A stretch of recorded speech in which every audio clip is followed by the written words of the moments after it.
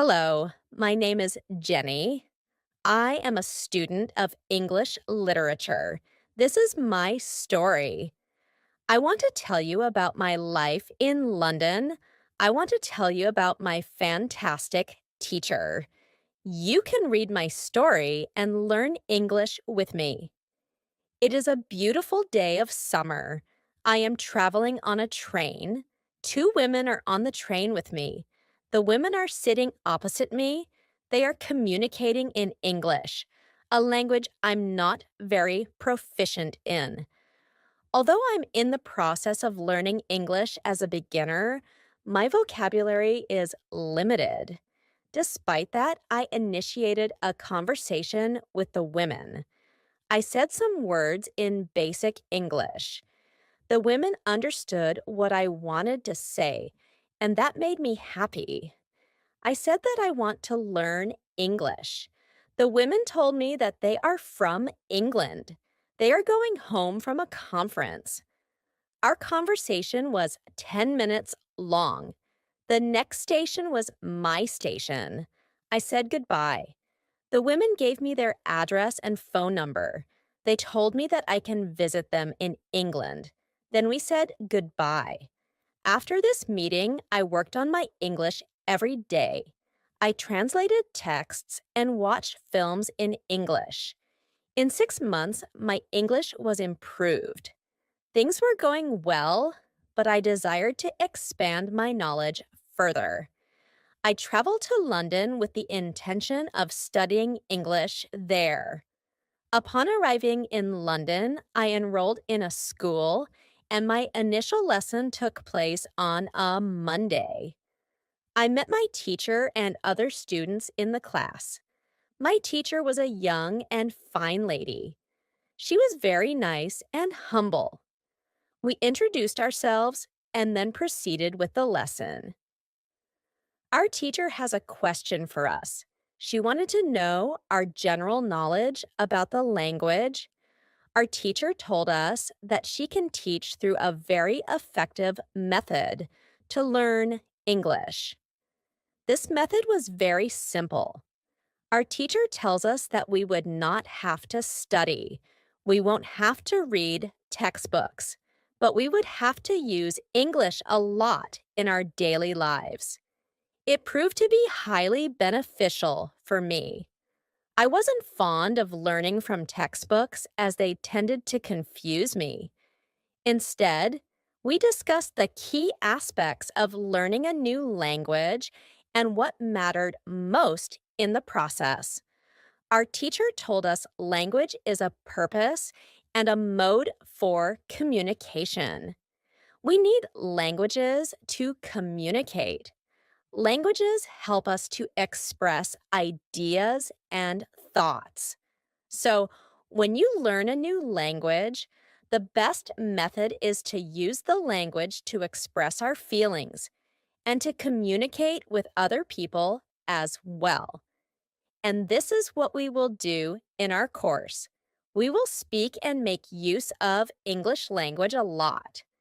Many students try to remember new words. They also study grammar rules. And these students don't use English for speaking. They study about the language, but they don't use the language. There is a difference. Of course, you need to learn new words and grammar, but you don't have to study them. You need to practice them on a daily basis. In this course, I wanted to show a very simple and effective method on how to learn vocabulary and grammar. I like what our teacher says. Our lesson continues. We discussed our hobbies and how we like to spend our time, either in pairs or with our teacher. I found the experience of attending classes enjoyable. I'm genuinely pleased that this learning system has proven to be highly effective and beneficial for me. Chapter 2: How I Learned Vocabulary. I went to school on Tuesday again. One of the students asked the question which was interesting for me. She asked, what is the best way to learn new words. Our teacher told there are many things you can do to learn new words. I will tell you what the most effective way for learning new words is statistically. It is reading. Engaging in reading helps individuals acquire new words in their language, and those who read do so twice as quickly as those who don't. It's recommended to dedicate at least 30 minutes to reading each day. To maximize the benefits of reading, it's crucial to choose books or texts that genuinely interest you. Enjoying the content is key to getting the most out of your reading experience. The book can be a nice story, or it can be fictional or non-fictional. Whatever your interest is for the book, don't read the text which isn't interesting for you. When you don't know many words, you can get frustrated. You always want to enjoy everything you do while using the language. It is effective to choose a text which is interesting and also okay for your level. When you read the text and you see a word which you don't understand, you should take a dictionary and find the word in the dictionary. Then you would look at its meaning. This will make better understanding of the text, and your knowledge for the text will be increased. You won't have to write the word anywhere. The word will automatically get locked in your brain, and you will always remember its meaning wherever you will see this word again. Every time when there is a new word for you, you will do the same. Reading also has another great advantage. Reading not only introduces you to new words, but also helps you understand how each word is intricately connected to others in a sentence. Observing the correct linkage of words enhances the effectiveness of learning new vocabulary in this manner.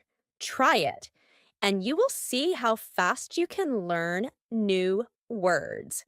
Then we continue with the lesson. We speak about the situation in England and about the best jobs for students. This is good for me because I want to get a job. I want to do something in my spare time after school. I asked other students if they know from where I can find a job. They told me that I should go to a job center. The job center offers a lot of jobs, especially for students. This is good for me. I am happy that I know from where I can find a job. When my day at school was over, I went to the job center. I did not know what job I could do, so I asked the lady at the job center, what is the best job for a student? The lady told me that they have some good jobs for students. She told me that I can be a cleaner or a waitress in a cafe. I told the lady that I have no experience with these jobs. She told me that my English is good enough to work at the cafe. The training wasn't challenging, and I'll have more opportunities to speak English compared to when I was a cleaner. She informed me that I can begin my job on Thursday. Everything is going well for me.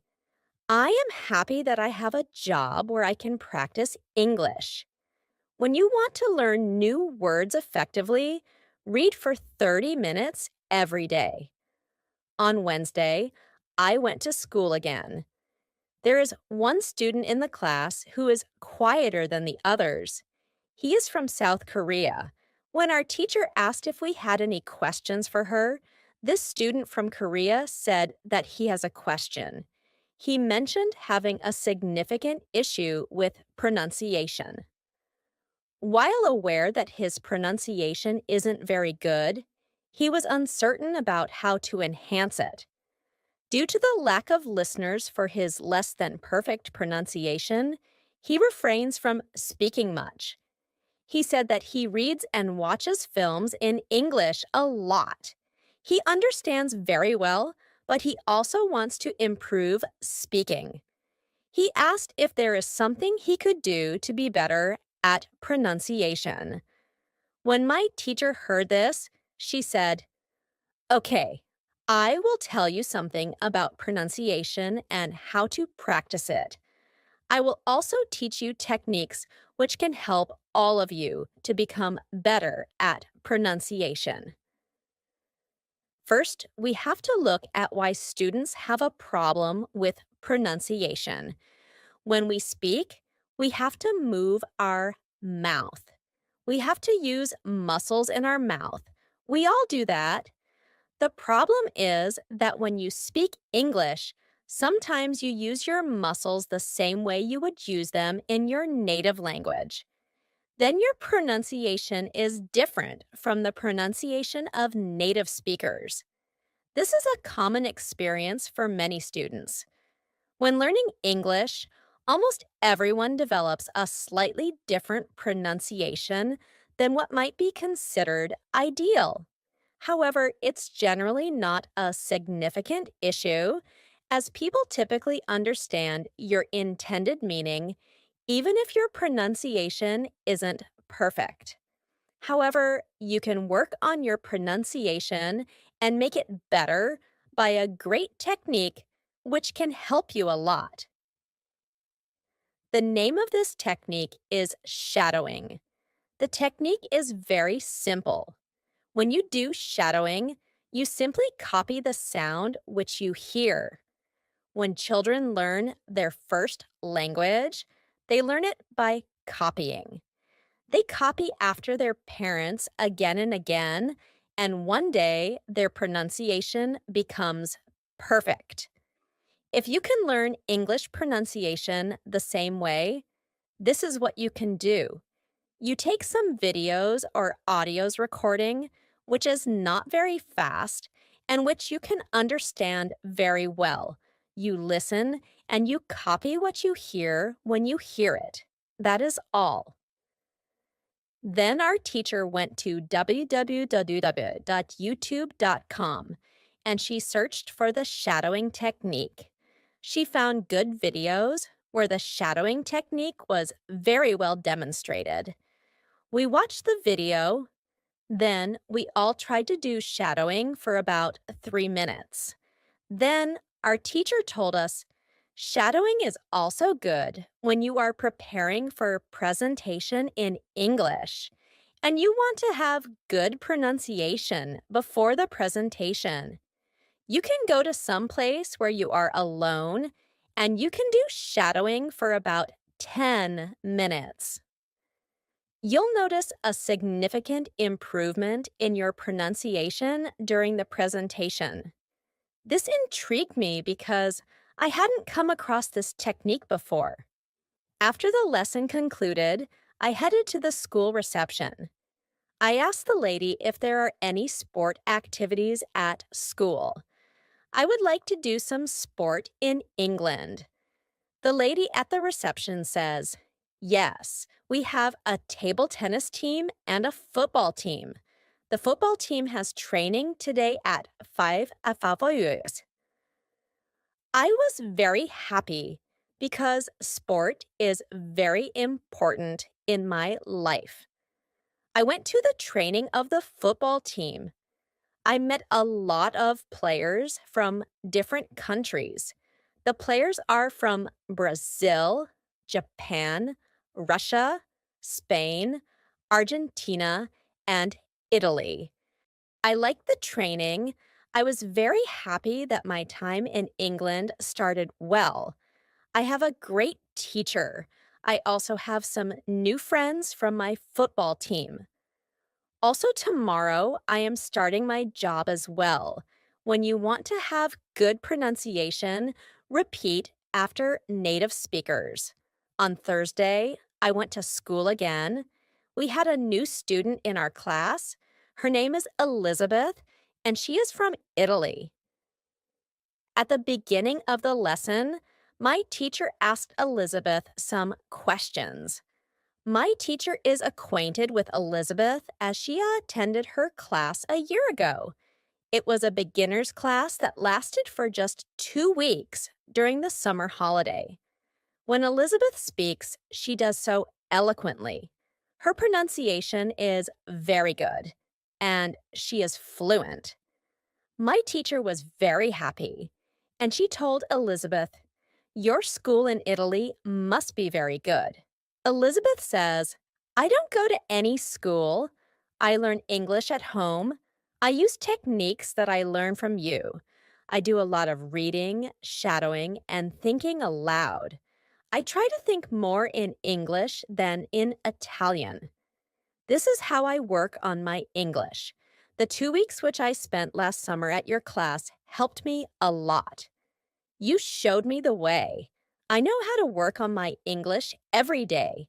This is why I wanted to join your class again. Because 1 year ago, I was a beginner, and now I can speak English. I want to learn from you again." My teacher was very happy when she heard these words. She commended Elizabeth for her diligent efforts. This is all quite fascinating for me. While I'm familiar with reading and the shadowing technique, Elizabeth also mentioned something called thinking aloud. Since I'm unfamiliar with it, I decided to ask our teacher, "What is thinking aloud?" Our teacher replied, "It is a very effective technique.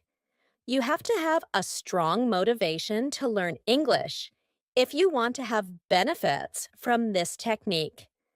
It is also good to know that for some people, this technique is a little crazy. But when you start to think aloud, your English can be better very fast." I said, "I have a strong motivation. I don't care if the technique is crazy. If it helps, I want to learn it. Can you teach us this technique?" Okay, it is actually very simple.